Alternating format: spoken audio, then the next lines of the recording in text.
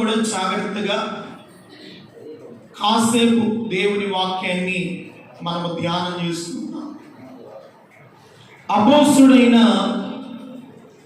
పౌలు గారు ఎబ్రీ సంఘానికి రాసినటువంటి ఈ లేఖన భాగంలో మనం చదువుకున్నటువంటి ఒక ప్రాముఖ్యమైనటువంటి లేఖన భాగాన్ని మనం గమనించినట్లయితే, సహోదరులారా, యేసు మన కొరకు ప్రతిష్ఠించిన మార్గమున అనగా అది నూతనమైనదియు జీవము గలదియు ఆయన శరీరమును తెర ద్వారా ఏర్పరచబడినదైన మార్గమున ఆయన రక్తము వలన పరిశుద్ధ స్థలమందు ప్రవేశించుటకు మనకు ధైర్యము కలిగి ఉన్నది. దేవునికి మహిమ కలుగును గాక. ఎక్కడ ప్రవేశించడానికి? ఆయన పరిశుద్ధ స్థలమందు ప్రవేశించడానికి మనకు ధైర్యము కలిగి ఉన్నది. ఎవరిని బట్టి మనకు ధైర్యం కలిగి ఉన్నదంటే, ఆయన రక్తము వలన పరిశుద్ధ స్థలములో ప్రవేశించడానికి, నిజముగా పరిశుద్ధ స్థలములోనికి ప్రవేశించడానికి మనము యోగ్యులము కాము. యోగ్యులమేనండి. ఆయన పరిశుద్ధ స్థలములోనికి ఒకప్పుడు ప్రవేశించడానికి అర్హత లేదు. యోగ్యత లేని మనలను ఆయన శరీరమును తెర ద్వారా వాటిని ప్రభు తొలగించి మన పాపములను విమోచించి ఆయన పరిశుద్ధ స్థలములో ప్రవేశించడానికి ఈ రోజున ధైర్యాన్ని దేవుడు మనకి ఇచ్చాడు. ఆయన పరిశుద్ధ స్థలములోనికి ప్రవేశించే ధైర్యాన్ని దేవుడు మనకు అనుగ్రహించాడు. మరి అనుగ్రహించబడినటువంటి ఈ మార్గం ఎటువంటిదంట? నూతనమైనదియు జీవము గలదియు. ఎటువంటి మార్గము? నూతనమైనటువంటి మార్గం. ఈ 2026వ సంవత్సరంలో యేసు మన కొరకు ప్రతిష్ఠించిన నూతన మార్గములో సంగమా మనమందరము ప్రయాణము చేయుదుము గాక. నూతనమైన మార్గం. అందుకనే పౌలు అంటాడు, కాగా ఎవడైనను క్రీస్తునందున్న ఎడల వాడు నూతన సృష్టి, పాతవి గ్రహించెను, ఇదిగో సమస్తము క్రొత్తమాయెను. ప్రభు మన కొరకు ప్రతిష్ఠించిన మార్గము అది నూతనమైన మార్గము. కనుక క్రీస్తునందున్నవాడు నూతన సృష్టి. గత వస్త్రము పాతవి అన్ని గతించిపోయి ఇదిగో సమస్తమును నూతన పరుస్తున్నాడు. దేవునికి మహిమ కలుగును గాక. ఇక మన మార్గము నూతనమైన మార్గముగా ఉండాలి. మన మార్గము పరిశుద్ధమైన మార్గముగా ఉండాలి. మన జీవితము ఒక నూతనమైన మనస్సు కలిగి నూతనమైన ఆత్మను పొంది దేవుని కొరకు ప్రయాసపడే ఒక చక్కని ఆత్మ సంబంధమైన ఒక క్రొత్త మనస్సుతో దేవుని యొద్దకు మనము చేరాలి. దేవునికి స్తోత్రం కలుగును గాక. అందుకని ప్రకటన గ్రంథములో ఒక చక్కని మాట రాయబడింది. 21వ అధ్యాయము, ప్రకటన గ్రంథము 21వ అధ్యాయము 5వ వాక్యాన్ని మనం చదువుకుంటే, అప్పుడు సింహాసనాసీనుడైన వాడు ఇదిగో సమస్తమును నూతనమైనవిగా చేయుచున్నానని చెప్పాడు. దేవునికి మహిమ కలుగును గాక. సమస్తమును నూతనమైనవిగాను చేయుచున్నాను. మీ జీవితాలలో, మీ బ్రతుకులలో, మీ ఆత్మీయ జీవితంలో సమస్తమును నూతనమైనవిగా నేను చేయుచున్నాను. ఎవరు చెప్తున్నమాట? సింహాసనాసీనుడైన మన ప్రభువైన యేసుక్రీస్తు వారు చెప్తున్నాడు. దేవునికి మహిమ కలుగును గాక. మీ జీవితంలో నేను సమస్తమును నూతనమైనవిగా చేయుచున్నాను. ప్రియమైన వాళ్ళేనా, ఆయన మన జీవితాల్లో సమస్తమైన కార్యాలు నూతనమైనవిగా మన జీవితాల్లో జరగాలంటే ప్రభు మన కొరకు ప్రతిష్ఠించిన మార్గమున నీవు, నీ ఇంటి వారు, నీ బిడ్డలు నూతనమైన మార్గములో ప్రయాణము చేయుదురుగాక. నూతనమైన మార్గములో మన ఇంటి వారు ఏం చేయాలి? ప్రయాణము చేయాలి. మన ప్రయాణము లోకముతో ఉండకూడదు, లోక సంబంధమైన అలవాట్లతో ఉండకూడదు. మన ప్రయాణము దేవునితోనూ, ఆయన కుమారుడైన యేసుక్రీస్తుతోనూ, పరిశుద్ధాత్మ దేవునితోనూ నీ సహవాసముండునుగాక. ఆయనతో నీ సహవాసం.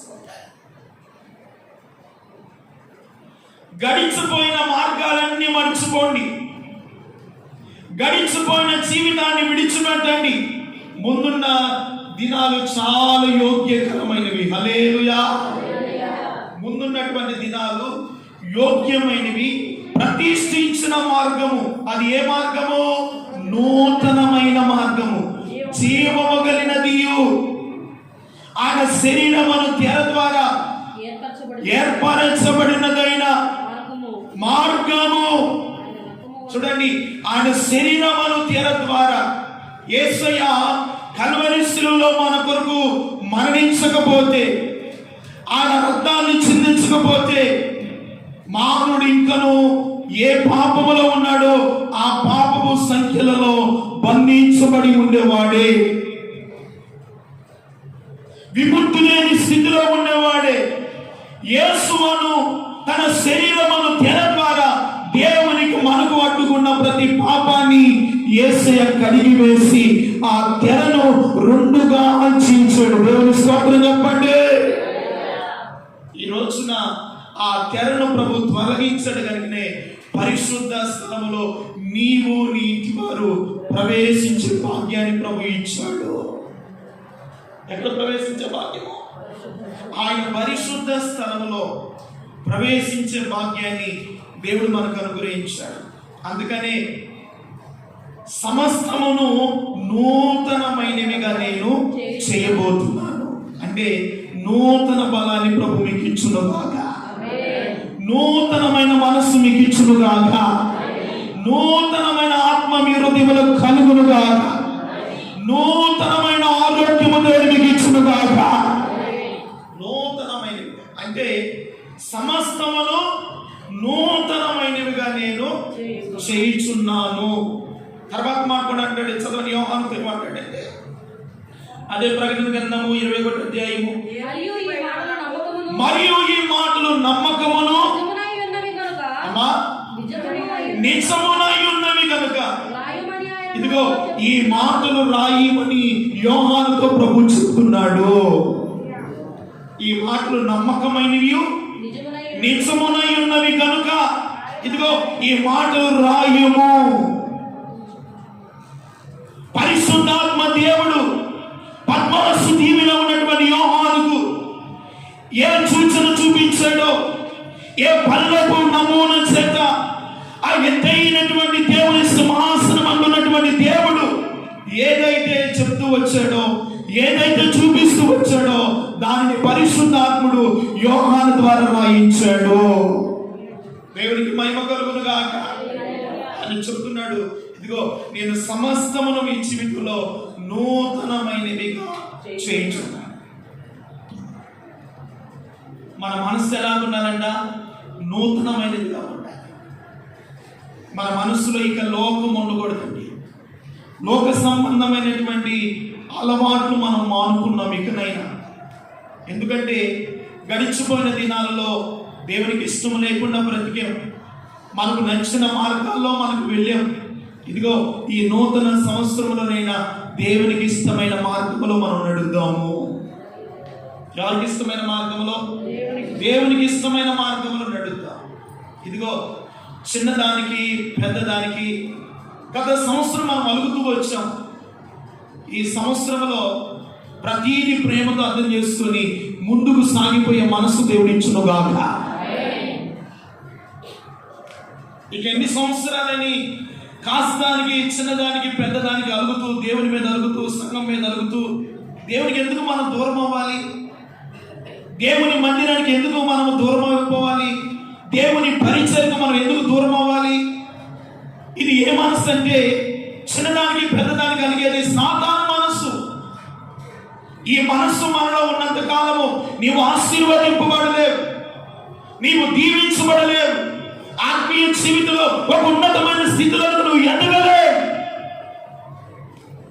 మన మనస్సు మారితేనంట, గత 31వ తారీఖు చెప్పుకున్నాం కదా, మనస్సు మారుట వలన రూపాంతరము చెందుతావు. దేవుని స్తోత్రం చెప్పు. మనస్సు మారినప్పుడు ఏం చెందుతాం మనము? రూపాంతరం చెందినప్పుడు నీ మాటలు మారుతాయి, నీ ప్రవర్తన మారుతుంది, నీ వస్త్రధారణ మారుతుంది, నీ నడవడిక మారుతుంది, నీ జీవితంలో సమస్తము నూతనమైన మార్పును ప్రభు కలుగు చేస్తాడు. ఏ మార్పులు కలిగి చేస్తాడు? నూతనమైన మార్పు ఎప్పుడైతే వస్తుందో నువ్వు రూపాంతరము చెందుతావు. దేవునికి మహిమ కలుగును గాక. రూపాంతరం అంటే దేవుని పోలికలోనికి మార్చబడతావు. ఎవరి పోలికలోనికి? దేవుని పోలికలోనికి మార్చబడతావు. ఆయన స్వరూపంలోనికి మనం మార్చబడతాం. ఆయన పరిశుద్ధతలో, ఆయన పరిశుద్ధులైనప్పుడు మనం కూడా పరిశుద్ధులుగా మార్చబడతాం. కనుక దేవుని బిడ్డలారా, ఈ మాటలు రాయము, అవి నమ్మకమైనవి, నిజమై ఉన్నవి కనుక ఈ మాటలు నీవు రాయము అని చెప్పాడు. దేవుని స్తోత్రం చెప్పండి. అందుకనే మన జీవితాల్లో సమస్తమును దేవుడు మన జీవితాల్లో నూతనమైనవిగా చేయబోతున్నాడు. ఏం చేయబోతున్నాడు? నూతనమైనవిగా. గత సంవత్సరంలో ఒకవేళ ఏ కార్యాలు దేవుని ఎదురు నువ్వు పొందలేకపోయావో ఆ కార్యాలన్నీ దేవుడు చేయబోతున్నాడు. గత సంవత్సరంలో కన్నీరు కారుస్తూ వచ్చేవేమో, ఈ సంవత్సరంలో ఇక నీవు కన్నీళ్లు కాడవు. దేవుని స్తోత్రం కలుగును గాక. అందుకని యెషయా గ్రంథంలో 30వ అధ్యాయం 19వ వాక్యం చదవండి. సియోనులో ఒక జనము కాపురం ఉండెను. జనమా, ఇక నీవు ఏ మాత్రము కన్నీళ్లు విడువవు. ఆయన నీ మొరను విని నిశ్చయముగా ఆయన నిన్ను కరుణించును గాక. హల్లెలూయా. సియోనులో ఒక జనము కాపురం ఉండెను. సియోనులోను యెరూషలేములోను ఒక జనము ఏమున్నారంట? కాపురం ఉండెను. జనమా, ఇక నీవు ఏ మాత్రమును కన్నీళ్లు విడువవు. ఆయన నీ మొరను వినబోతున్నాడు. ఇదిగో, గత సంవత్సరం నీ మొరను వినలేదా? ఈ సంవత్సరం అంటాడు, ఇక నీవు కన్నీళ్లు విడువకుము, నిశ్చయముగా నేను నీ మొరను విని నిన్ను కరుణించబోతున్నాను. ఏమంటున్నాడు ఆయన? కరుణించే దేవుడు, కటాక్షించే దేవుడు, సమస్తమును నూతనమైనగా చేయగలిగిన దేవుడు. ఇక నీవు కన్నీళ్లు విడువవు అంటున్నాడు. దేవుని స్తోత్రం కలుగును గాక. దేవుని బిడ్డలారా, ఇక నీ చంపల మీద జారు వల్లే కారుతున్న కన్నీళ్ళు ఇక నీకు రాకుండా దేవుడంట ఒక సంతోషమైనటువంటి కృపతో, ఒక ఆశీర్వాదకరమైనటువంటి దీవెనతో ప్రభు మిమ్మల్ని నడిపించబోతున్నాడు. కనుక మీ జీవితంలో ఆయన శరీరమును తెర ద్వారా ఆయన సిద్ధపరిచిన నూతనమైన మార్గము. ఏ మార్గం అంటే? నూతనమైన మార్గం, జీవము కలిగినది ఆయన మార్గము. అందుకనే యేసు ప్రభువు అంటాడు, నేనే మార్గము, నేనే సత్యము, నేనే జీవమునై ఉన్నాను. నా ద్వారా తప్ప ఎవడునూ తండ్రి యొద్దకు చేరలేడు. దేవుని స్తోత్రం చెప్పండి. ఆయన ఎవరంట? నేనే మార్గము, నేనే సత్యము, నేనే జీవమును, నా ద్వారానే తప్ప. ప్రియమైన వాళ్ళరా, దేవుని ద్వారానే మనకు ఆశీర్వాదము కలుగును గాక. దేవుని ద్వారానే కృప కలుగును గాక. దేవుని ద్వారానే మీ జీవితాల్లో కార్యాలు ప్రభు చేయును గాక. దేవుని ద్వారానే ప్రతి కార్యం, దేవుని ద్వారానే మనం పరిస్థితులన్నీ మార్చ ఆశపడాలి. మన స్వనీతి ద్వారానో మన జ్ఞానము ద్వారానో మనం ఏది సాధించలేము. ఒక్క ప్రభు ద్వారానే మనము ఆశీర్వదింపబడతాము. ప్రభు ద్వారానే, ఆ ప్రభు ద్వారానే మనం దీవించబడాలంటే ఆయన మన కొరకు సిద్ధపరిచిన నూతనమైన మార్గములో మనం నడవాలి. దేవుని స్తోత్రం చెప్పండి. ఈ సంవత్సరం అంతా కూడా నీ మార్గము నూతనమైనదిగా ఉండాలి, పరిశుద్ధమైనదిగా ఉండాలి. నిర్దోషమైన మార్గములో నడుచువారు ఆయనకు పరిచారకులు అవుతారు. కొట్టు చప్పట్లు, దేవునికి మహిమ కలుగును గాక. ఏ మార్గమున నడుచువారంట? నిర్దోషమైన మార్గమున, పరిశుద్ధమైన మార్గమున నడుచువారు యెహోవాకు పరిచారకులు అవుతారు. ఆ మార్గాన్ని మనం సంపాదించుకొని ఈ సంవత్సరం అంతా కూడా దేవుని యొక్క సన్నిధిలో, దేవుని యొక్క సముఖములో, దేవుని నీడలో నీవు నీ ఇంటివారు సుఖముగాను సౌఖ్యముగాను ఆనందకరముగాను నివసించే భాగ్యాన్ని ప్రభు ఇచ్చునుగాక. దేవుని సన్నిధిలో ఉంటే గొప్ప ఆశీర్వాదం అండి. అందుకనే దేవుడు వాక్యం అంటాడు, అదే ప్రకటన గ్రంథము 20 అధ్యాయం 1 వాక్యం అంటాడు, మరియు పెద్ద సంఖ్యలను చేతపట్టు, లేకపోతే 21 మొదటి వచనం అంటాడు, అంతటా నేను క్రొత్త ఆకాశమును కొత్త భూమిని నేను చూచుతిని. మొదటి ఆకాశమును, ఇదిగో మొదటి ఆకాశము మొదటి భూమి గతించిపోవును, సముద్రం ఇకను లేదు. ఇదిగో మరియు నేను నూతనమైన యెరూషలేము తన పరిశుద్ధ పట్టణము తన భర్త కొరకు అలంకరింపబడిన పెళ్లి కుమార్తె వలె సిద్ధపడి పరలోకమందున్న దేవుని యొద్దకు దిగి వచ్చుట నేను చూచి తిని. అప్పుడు ఇదిగో దేవుని నివాసము మనుషులతో కూడా ఉండబోతుంది. దేవునికి మహిమ కలుగును గాక. దేవుని నివాసము మనుషులతో కూడా ఉండబోతుంది. అందుకనే క్రొత్త ఆకాశము క్రొత్త భూమి, మన కొరకు కొత్త ఆకాశం క్రొత్త భూమి. ప్రియమైన వాళ్ళరా, దావీదు అంటాడు, మీ నోట ఒక క్రొత్త నూతన గీతన నేను మీ నోట ఉంచెదను అంటున్నాడు. దేవుని స్తోత్రం కలుగును గాక. ఒక క్రొత్త ఆత్మీయ అనుభవాలతో, ఒక క్రొత్త చిగురింపుతోను, ఒక క్రొత్త ఆత్మీయ అభివృద్ధితోను మనము ప్రయాణం చేస్తున్నప్పుడంట, ఇదిగో నూతనమను తన పరిశుద్ధ పట్టణము కొరకు తన భర్త కొరకు సిద్ధపడి ఉన్నటువంటి పెళ్లి కుమార్తె వలె నీవు నేను పెళ్లి కుమార్తె వలె ఆ క్రొత్త ఆకాశంలోనికి, ఆ క్రొత్త భూమిలోనికి ప్రవేశించడానికి ప్రభు కృప అనుగ్రహించునుగాక. హల్లెలూయా. ఆ క్రొత్త ఆకాశం, ఇదిగో పాత ఆకాశము పాత భూమి గతించిపోవును, అవి గతించిపోతాయి. క్రొత్త ఆకాశము క్రొత్త భూమి తన పరిశుద్ధ పట్టణము కొరకు నూతనమైనదిగా పెళ్లి కుమార్తె తన భర్త కొరకు అలంకరించుకున్నట్లుగా. దేవుని స్తోత్రం చెప్పండి. పెళ్లి కుమార్తె పెళ్లి కుమారుడు కొరకు ఎంతగా యోగ్యముగా అలంకరించుకుందో, ఇదిగో ఈ నూతన సంవత్సరంలో మీరందరూ పరిశుద్ధత చేత అలంకరింపబడుదురుగాక. హల్లెలూయా. పరిశుద్ధత చేత అలంకరింపబడిన వధువు సంఘము వలె మనం ఉన్నప్పుడు, పెళ్లి కుమారుడని యేసయ్య వచ్చినప్పుడు ఆ పెళ్లి కుమార్తెను వివాహం ఆడబోతున్నాడు. దేవుని స్తోత్రం చెప్పండి.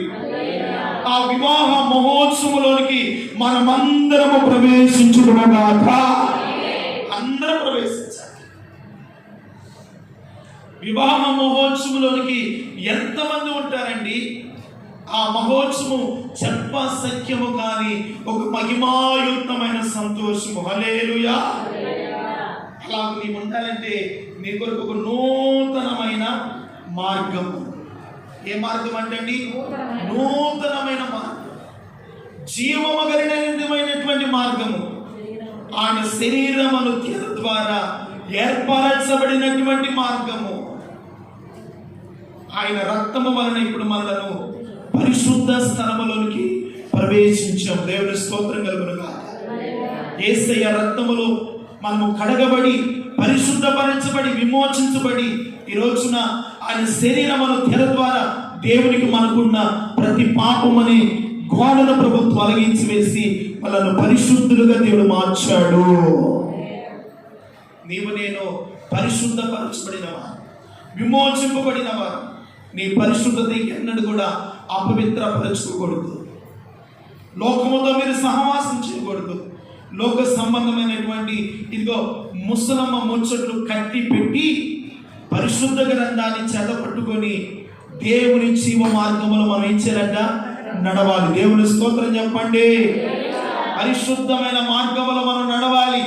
నీవు, నీ ఇంటి వారు, నీ బిడ్డలు ఒక పరిశుద్ధమైన మార్గములో ఉన్నప్పుడు దేవుడు మన ఎడల గొప్ప కార్యాన్ని ప్రభువు చేస్తాడట. చదవండి యెషయా గ్రంథములో ఒక్క మాట చదువుకుంటే, ప్రియమైన వాళ్ళరా, ఆయన మార్గములు నడిచిన వారిని ప్రభు ఎలాగూ ఆశీర్వదిస్తాడు. ఒకటి చెప్పి నేను ముగిస్తాను. ప్రభు పరలోకి మనం వెళ్దాం. చదవండి యెషయా గ్రంథము 43వ అధ్యాయము. యెషయా గ్రంథము 43వ అధ్యాయము 18వ వాక్యం చదువుకున్నాం. మునుపటి వాటిని జ్ఞాపకము చేసుకొనుడి, పూర్వకాలపు సంగతులను తలంచుకొనుడి. ఇదిగో నేను ఒక నూతన క్రియ చేస్తున్నాను, ఇప్పుడే అది మొలచును, మీరు దానిని ఆలోచింపరా. నేను అరణ్యములో త్రోవను కలుగు చేయుచున్నాను, ఎడారిలో నదులను పారచేయుచున్నాను. నేను ఏర్పరచుకున్న ప్రజలకు త్రాగుటకు అరణ్యములో నీళ్లు పుట్టించుచున్నాను. కొట్టి చప్పుడు దేవునికి మహిమ కలుగునుగాక. ఇక మునుపటి వాటిని మీరు జ్ఞాపకం చేసుకోవాలి. ఒకవేళ గత సంవత్సరం శత్రులు ఉన్నారా, బాధించిన వారు ఉన్నారా, అవమానపరిచిన వారు ఉన్నారా, నిందించిన వారు ఉన్నారా, కన్నీరు పెట్టిన వారు ఉన్నారా, వారి గురించి మర్చిపో. ఏం చేయాలి? నువ్వు మర్చిపోయి మునుపటి వాటిని మీరు జ్ఞాపకం చేసుకోకుండా పూర్వపు కాలపు సంగతులు ఇక మీరు తలంచి ఒకవేళ నీలో నీవు బాధపడుతూ వస్తున్నావేమో, ఇక నీవు వాటిని తలంచుకోవద్దు. అసలు నీ మనసులోనికి వాటిని రానియకుండా నువ్వు జీవిస్తూ ఉంటేనంట, ఇదిగో ఇప్పుడే నేను ఒక నూతన క్రియ చేయుచున్నాను, అది ఇప్పుడే మొలచుచున్నది. దాన్ని మీరు ఆలోచించండి. దేవుని స్తోత్రం చెప్పండి. దాన్ని మీరు ఏం చేయాలంట? ఆలోచించి మీ ఆత్మీయ జీవితాన్ని ప్రభువులో ఒక నూతనమైన మార్గములో, ప్రతిష్టమైన మార్గములో ప్రయాణం చేయడానికి నా దేవుడు మీ ఆత్మీయ స్థితిగతులను మార్చునుగాక, బలపరచునుగాక, స్థిరపరచునుగాక, తన శక్తితో మనం నింపునుగాక. హల్లెలూయా. అందుకని అరణ్యములో నేను త్రోవను. గత సంవత్సరంలో అరణ్య రోదనేమో, అరణ్యమనగా శ్రమే, అరణ్యమనగా వేదనే, అరణ్యమనగా ఇరుకు, అరణ్యమనగా ఇబ్బంది, అరణ్యమనగా ముళ్ళ తుప్పలు, అరణ్యమనగా వేదనకరమైన కన్నీళ్లు. ఈ సంవత్సరంలో అవన్నీ నా దేవుడు ఏ దేవని మార్చబోతున్నాడు, ఆశీర్వాదకరంగా మార్చబోతున్నాడు, దీవెనకరమైన అనుభవాలు నడిపించబోతున్నాడు. నమ్మండి. దేవుడు మన దేవుడు ఒక మాట ఇచ్చాడంటే ఆ మాటను దేవుడు తప్పనిసరిగా నెరవేరుస్తాడు. మన జీవితంలో బలమైన కార్యాలు ప్రభు చేస్తాడు. అందుకని సర్వశక్తి కలిగిన దేవుడు అక్కడ అంటున్నాడు కదా, ఆయన అంటాడు, ఎడారిలో నేను నదులను పారచేయుచున్నాను. గత సంవత్సరము నీ నేల, నీ ఆత్మీయత, నీ ప్రార్థన, నీ యొక్క ఆత్మీయ స్థితి ఎండిన నేలగా ఉందేమో, ఎండిన ఆత్మీయతతో నడిపించబడుతూ వచ్చేవేమో, ఎండిపోయిన చెట్టు వలె ఉన్నావేమో. ఈ రోజున ఎండిన భూమిని, ఎడారి నదులను ఏం చేస్తాడంట? ఎండిన భూమిలో ఆయన నదిని పారచేయబోతున్నాడు. దేవుని స్తోత్రం కలుగునుగాక. ఆయన వాక్యం అనే నదిలో నీవు నీటి వారు తడపబడుదురు గాక, మీరు ఫలించుదురు గాక, ఆత్మీయ కొమ్మల చేత చిగురించుదురు గాక. అందుకని ఎడారిని ఏం చేస్తాడంట? నదులు నదులు పారచేయిస్తాడంట. ఎడారిలో నదులను పారచేయిస్తాను. ఇక నీ ప్రార్థన ఒక నూతనమైన విప్లవాత్మకమైనటువంటి ప్రార్థనను చేయుదువుగాక. ఒక శ్రేష్టమైనటువంటి భక్తిని మీరు కొనసాగించుదురుగాక.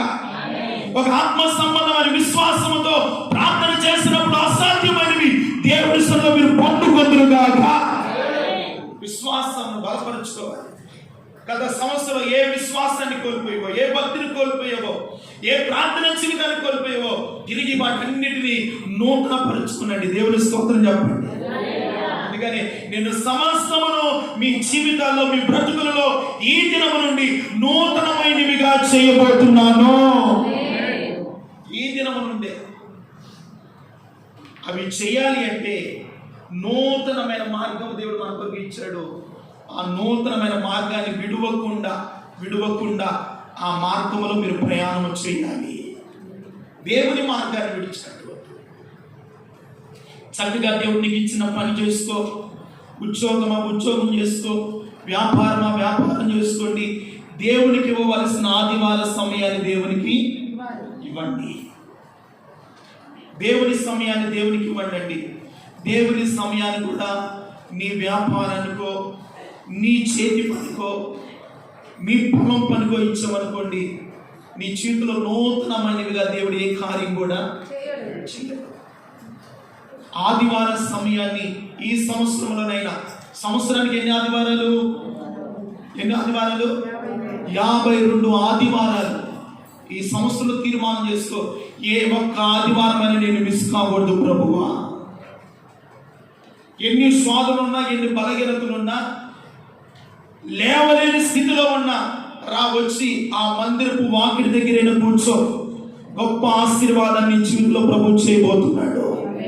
హల్లెలూయా. ప్రియమైన వాళ్ళారా, ఏ ఒక్క ఆదివారాన్ని మిస్ కాకుండా నీవు నీ ఇంటివారు. అందుకని యెహోషువ నేనును నా ఇంటి వారిని యెహోవానే సేవించదము. ఏమిటయ్యా ఆయన సేవిస్తే? ఎడారిలో నదులు పారుతాయి, అరణ్యము ఏదైనా వల్ల మార్చబడుతుంది, శ్రమ దుఃఖము తొలగిపోయి ఆశీర్వాదము కలుగుతుంది. అందుకనే దేవుని మందిరానికి రావాలండి. అందుకనే దేవుని సముఖములో ఉండాలండి. దేవుని ఆశీర్వాదానికి పాత్రులు అవ్వాలి. అందుకనే యేసు మన కొరకు ప్రతిష్ఠించిన ఒక నూతనమైన మార్గము. హల్లెలూయా. ఎన్నడూ కూడా ప్రభు మార్గాన్ని విడిచిపెట్టవద్దండి. దేవుని మందిరాన్ని విడిచిపెట్టవద్దు. దేవుడు నీకు ఏ తలంతు ఇచ్చాడో ఆ తలంతులు దేవుని మందిరంలో ఉపయోగించుకోండి. దేవుని స్తోత్రం కలుగునుగాక. దేవుడికి ఏ కృపావరాలు ఇచ్చాడో ఆ కృపావరాలు ఇంకా పెంపొందించుకోండి. దేవుడి స్తోత్రం చెప్పండి. దేవుడిచ్చిన వరాలు, దేవుడిచ్చిన తలంతులు, ఇదిగో ఆ ఒక్క నాణ్యము తీసుకున్నవాడు భూమిలో పాతి పెట్టినట్టుగా తలంతు పాతి పెట్టేవనుకో, రేపటి దినమున క్రీస్తు న్యాయపీఠం ఎదుట నిలబడినప్పుడు, నిన్ను అడిగినప్పుడు ఏమని సమాధానం చెప్తావు? ఏమని సమాధానం చెప్తావు? అయ్యా నాకు ఇచ్చిన తలంతు భూమిలో పాతి పెట్టానయ్యా అంటావా? లేకపోతే నీవు ఇచ్చిన తలంతు విసర్జించుకొని లోకముతో నడిచానయ్యా అనుకుంటావు? ప్రియమైన వాళ్ళారా, దేవుడు నీకు ఇచ్చిన ఏది పరిచర్య చేసే తలంతు ఇస్తే పరిచర్య చేయి, నమ్మకంగా పరిచర్య చేయి. దేవుని సన్నిధిలో కొనసాగు. ప్రార్థన చేస్తే కృపించాడా? ప్రతిరోజు ప్రార్థన చేసి సంఘం కొరకు ప్రార్థన చేస్తే మీ కుటుంబాన్ని దేవుడు దీవిస్తాడు. ఒకవేళ దేవుని పరిచయలో ఏదైనా సువార్తకి వెళ్ళాలా, దాంట్లో పాల్గొనండి. ఏదైనా ప్రార్థన కూడుకున్నారా, అక్కడికి రండి.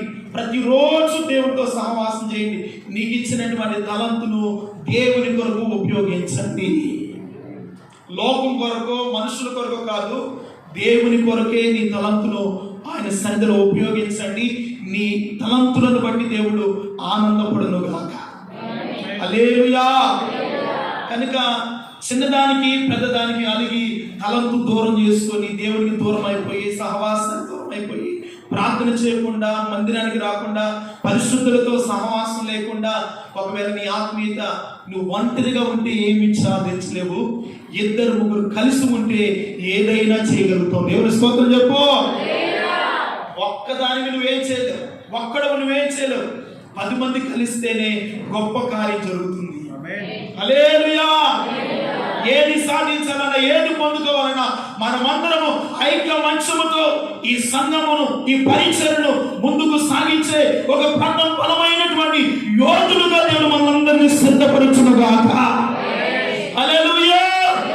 అటువంటి ఆత్మీయ సంఘముగా, ఆత్మ సంబంధమైనటువంటి డివిజన్ పట్టుకొని దేవునిలో ఎదుగుతూ, ఆత్మీయంగా దేవుని సంఘ బలపరచబడుతూ, ఉన్నతమైనటువంటి ఆత్మీయ స్థితిని కలిగి దేవుడిచ్చే ప్రతి ఆశీర్వాదాన్ని పొందుతూ నూతనమైన మార్గములో ప్రయాణం చేయదుముగాక.